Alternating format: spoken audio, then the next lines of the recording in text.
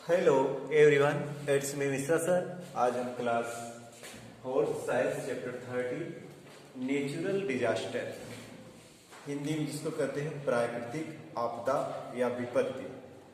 तो प्रकृति के द्वारा जो हमें नुकसान पहुंचाया जाता है उसको हम प्राकृतिक आपदा कहते हैं।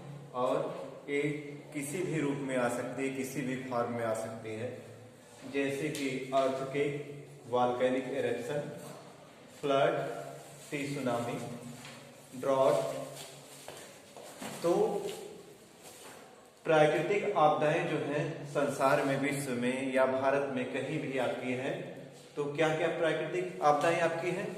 जैसे भूकंप, ज्वालामुखी का फटना, बाढ़, सुनामी लहरें और सूखा। ये मुख्य जो है प्राकृतिक आपदा है। तो सबसे पहले हम पढ़ते हैं अर्थक्वेक। जब भू विवर्तनीय प्लेटें पृथ्वी के अंदर आपस में रगड़ करती हैं और उसमें जो है कंपन होता है, तो उसके कारण पृथ्वी की दरार में जहाँ कमजोर परतें होती हैं वो कंपन करती हैं, वहाँ से जो है और पृथ्वी कंपन करने लगती है। इसको आप जो है भूकंप या अर्थक्वेक कहते हैं। जैसा कि एशिया इस भूकंप के झटके कहाँ ज्यादा महसूस किए जाते हैं? जापान में। इसलिए जापान के लोग जो है एशिया में, वहां पर लकड़ी के घर बनाए जाते हैं। कैसे घर बनते हैं? लकड़ी के हाउस बनाए जाते हैं। और तो earthquake is a cause due to the shaking of the earth caused by suddenly shifting of the rock plate below its surface. कहने का मतलब वही, जब उसके प्लेट के अंदर कुछ हलचलें होती हैं और पृथ्वी के ऊपर कंपन होने लगता है, पृथ्वी कंपन करने लगती है, तो इसको क्या कहते हैं? अर्थक्वेक या भूकंप कहते हैं।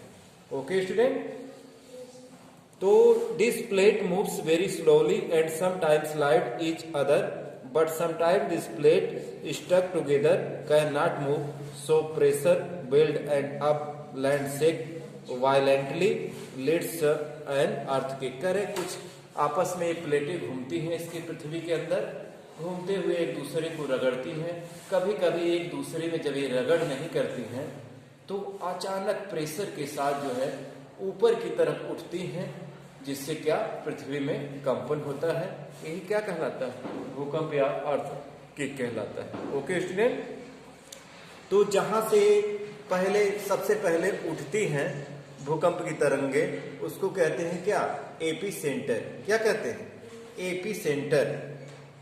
और इस भूकंप की तीव्रता कितना तेज है, इसको सिस्मोग्राफ के द्वारा रिकॉर्ड किया जाता है। भूकंप बहुत आते हैं और भारत में 2001 का भुज या कच्छ का भूकंप जो आया था, उसमें जो है 26 जनवरी के पास आया था, उसमें जो है लाखों की संख्या में लोग मर गए थे। ओके स्टूडेंट, इस तरह हिमाचल प्रदेश में और विश्व में, जापान आपको बताए हैं, तो ये भूकंप आते रहते हैं। भूकंप के झटके लोग महसूस करते हैं, उसमें घर हैं, हाउसेज हैं, सड़कें हैं, तो सबका क्या होता है? नुकसान होता है। आर्थिक नुकसान होता है, साथ में लोगों का भी नुकसान होता है। ओके स्टूडेंट, अब इसके बाद दूसरा आपका है वॉल्केनिक एरप्शन, यानी ज्वालामुखी का फटना। तो ये प्रशांत एरिया क्षेत्र में इस तरह के ज्वालामुखी क्षेत्र है। और ज्वालामुखी का फटना, इसमें जो है कि इटली प्रसिद्ध है, आपका इटली देश। तो वॉल्केनिक ये इरेप्शन क्या होता है? जब जो पृथ्वी के अंदर मैग्मा, लावा जो है कि बहुत दिन से अंदर जो है लावा इकट्ठा रहता है, और जब पृथ्वी की कोई परत कमजोर पाता है तो वहां से वो लावा निकलता है और आके मैग्मा के रूप में आता है, और जब ठंडा हो जाता है तो वो लावा बन जाता है। तो ज्वालामुखी का इसको क्या कहते हैं? वॉल्केनिक इरेप्शन, ज्वालामुखी का फटना कहते हैं। और इसकी आकार कोन के आकार में अक्सर होता है, यानी शंक्वाकार के आकार में होता है, इस तरह, जैसा कि आपको यहाँ पे फिगर में दिखाया गया है। तो कह रहे हैं the temperature below earth crust so high that rock found here are the molten for this molten rock is called magma. कह रहे जो ये मोल्टेन रॉक होती है इसके अंदर की जो चट्टानों की पिघली हुई चट्टान उसको क्या कहते हैं, मैग्मा कहते हैं। And the magma collect under the crust reverse called magma. Magma chambers becomes too much the magma is pushed through channel called vents and comes out of the great force on the surface earth through big point cracks. Such opening earth surface called volcano and coming of the lava etc. कह रहे हैं कि went से जो मुख से है, इसके मुख से जहाँ पृथ्वी कमजोर पाता है वो मैग्मा जो अंदर का होता है वो यहाँ से बाहर निकल जाता है और जब ठंडा हो जाता है क्या बन जाता है, लावा बन जाती है। जैसा कि अपने भारत में जो है कि महाराष्ट्र और गुजरात की मिट्टी में इस तरह की मिट्टी पाई जाती है और वो ज्वालामुखी फटने के कारण इस तरह की मिट्टी है, और जो कि पहले समय में उसको हम अपने भारत के एरिया को गोंडवाना लैंड कहते थे। तो इस तरह की मिट्टी जो है और वो काली मिट्टी है उसमें कपास की खेती अच्छी होती है। ओके स्टूडेंट, तो अब ये ज्वालामुखी भी आपकी तीन तरह की होती है। किस तरह की होती है, तीन तरह की होती है, एक्टिव वोल्केनो, डोरमेंट वोल्केनो और एक्सटेंट वोल्केनो।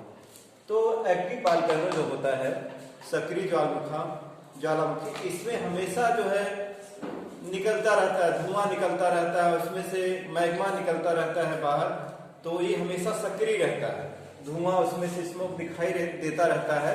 तो इस तरह के ज्वालामुखी अधिकतर जो है इटली में देखे जा सकते हैं। तो इस तरह के ज्वालामुखी active volcano that have erupt in the recent past में erupts again known as the active volcano. Many active volcano found in the around Pacific Ocean, यानी प्रशांत महासागर के क्षेत्र में इस तरह के ज्वालामुखी पाए जाते हैं। माउंट फौजी ये जापान एक्टिव वोल्केनो, कह रहे हैं माउंट फौजी जापान में जो है ये सक्रिय ज्वालामुखी का एक अच्छा उदाहरण है। दूसरा volcano which have not erupt a long time known as a dormant volcano, कह रहे दूसरा वाला है जो लंबे समय से जिसमें ज्वालामुखी का विस्फोट या वो फटा नहीं है, तो वो सोई हुई अवस्था में रहता है, उसको प्रसुप्त अवस्था कहते हैं और वो कभी भी जागृत हो सकता है। तो इसको कहते हैं आपका डोरमेंट वोल्केनो। इस तरह का जो है, इस तरह के आपके जो है कि एग्जाम्पल के लिए मौना किया यूएसए में है इस तरह का, जो कि कभी भी भविष्य में जागृत हो सकता है। तीसरा आपका है एक्सटिंक्ट। एक्सटिंक्ट का मतलब शांत या मृत, जो एकदम शांत हो गया, जो मृत हो गया, यानी उसमें भविष्य में कभी विस्फोट होने की संभावना नहीं है। ज्वालामुखी में इस तरह के ज्वालामुखी कहाँ पाए जाते हैं, आपका माउंट पोपा, म्यांमार या बर्मा कंट्री में। ओके स्टूडेंट, अब इसके बाद है आपका फ्लड। फ्लड क्या होता है, जब अत्यधिक वर्षा होने के कारण नदियां या सागर अपने समुद्र तटों से ओवरफ्लोइंग होता है, यानी नदियां भर जाते हैं, सागर भर जाते हैं और पानी जब चारों ओर बहने लगता है तो उसको क्या कहते हैं, फ्लड कहते हैं। इस तरह भारत में भी अक्सर होता है रेनी सीजन में। कहाँ बाढ़ आती है ज्यादा, आसाम और बिहार में। आसाम और बिहार में जो है, और केरला साइड में, कभी कभी महाराष्ट्र में, कहीं जम्मू कश्मीर में, ये सब इलाके जो हैं यहाँ पे आपका बाढ़ आती है।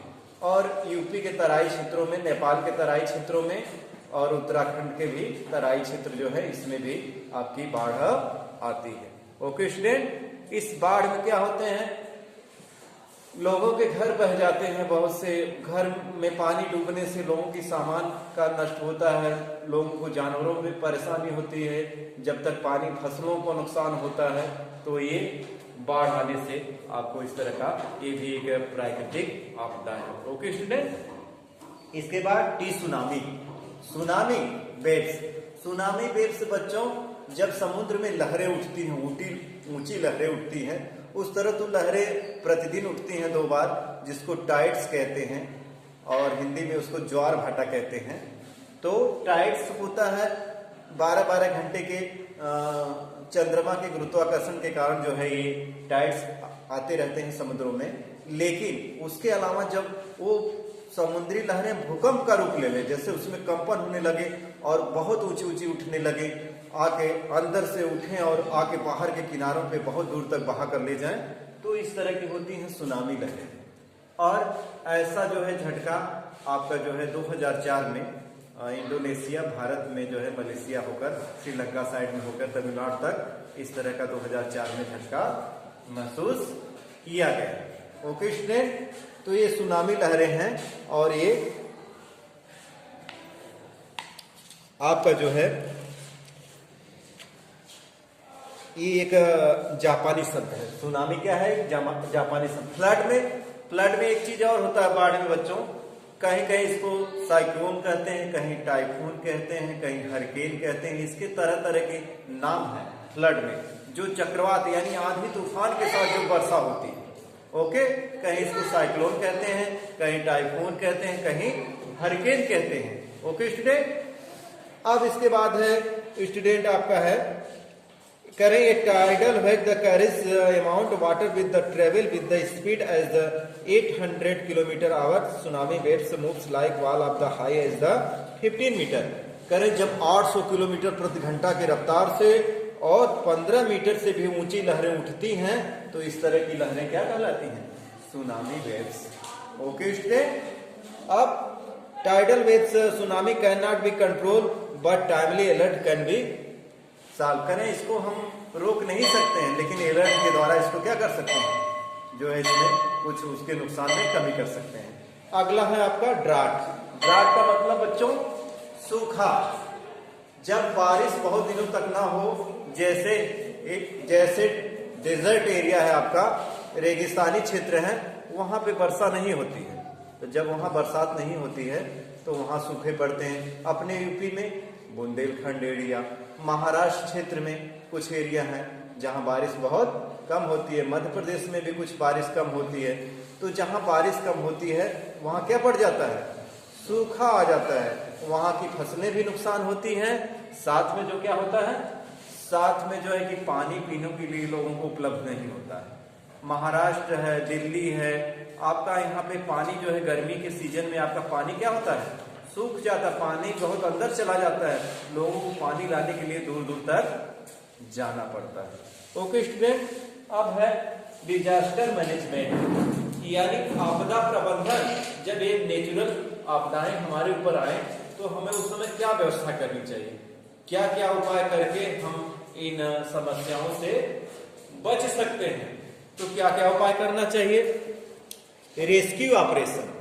रेस्क्यू ऑपरेशन लोगों को बचाना, जो भी मदद हो, गाड़ी से स्वास्थ्य सुविधाएं, अनाज देना, ये क्या कहलाता है? रेस्क्यू ऑपरेशन, लोगों को बचाना। दूसरा आपका है look after injured homeless giving them medicine food and shelter. जो लोग बीमार हैं या घायल हैं उनको दवाएं देना, उनको रहने के लिए घर देना और खाने के लिए भोजन देना, भोजन की व्यवस्था करना। Okay student, pass on information through the television, radio, newspaper, telephone. करें इस तरह की सूचनाओं को टीवी पर, रेडियो पर, समाचार पत्रों में और टेलीफोन के माध्यम से लोगों को दिया जाए कि हाँ यहाँ तूफान होने वाला है, आने वाला है, यहाँ बहुत ज्यादा बारिश होने वाली है, यहाँ पे भूकंप का प्रकोप हो सकता है या यहाँ ज्वालामुखी का फट सकती है। तो इस तरह की सूचनाएं लोगों को दी जाए, अलर्ट किया जाए, बी अलर्ट किया जाए। Assist the doctor, police and army effect who injured rescue operation. कह रहे हैं जो लोग घायल हो गए हों और जो लोगों को नुकसान हो उन्हें डॉक्टर, पुलिस और अफसर, आर्मी अफसर लोग जाकर उनकी क्या करें? रेस्क्यू करें, उनको बचाएं।